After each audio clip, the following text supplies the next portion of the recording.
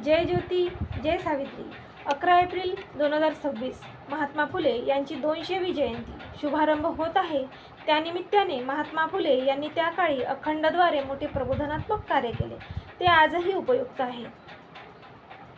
मी आरती अंकुश लोखंडे, माणिकवाडा, यवतमाळ आपणासमोर सादर करते महात्मा फुले यांची अखंड काव्यरचना।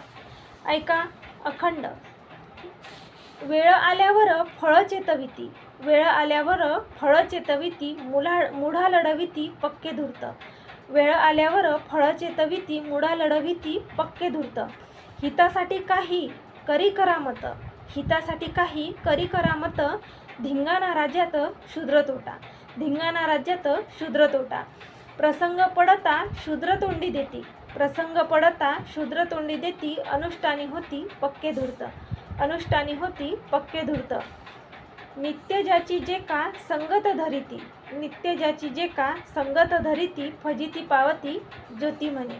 नित्य ज्याची जे का संगत धरिती, फजित पावती ज्योती म्हणे। या ओळींचा अर्थ सांगते। या समाजातील कपटी लोक कसे निरपराध लोकांना फसवतात आणि त्याचा परिणाम काय होतो हे स्पष्ट केले आहे। प्रत्येकाच्या कर्मानुसार योग्य वेळी त्याचे फळ मिळते।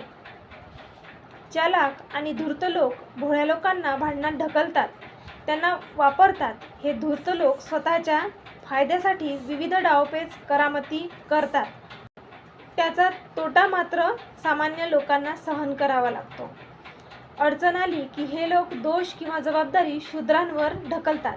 हे धूर्त लोक वरून कर्मकांड करणारे दिसतात, हे जे धूर्त लोक आहेत ते वरून कर्मकांड करणारे दिसतात, पण आतून कपटी असतात। जो कोणी अशा वाईट आणि कपटी लोकांच्या संगतीत राहतो त्याची शेवटी फजिती होते।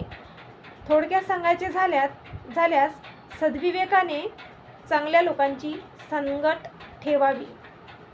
महात्मा फुले यांनी दिलेला संदेश आजही उपयुक्त असून आपण सर्वांनी त्यांचे संदेश उपयोगात आणावे ही विनंती सावित्री शक्तीपीठ पुणे महाराष्ट्राच्या वतीने आम्ही करत आहोत। आमच्या सावित्री न्यूज इंडिया चॅनलला शेअर, लाईक, सबस्क्राईब करा।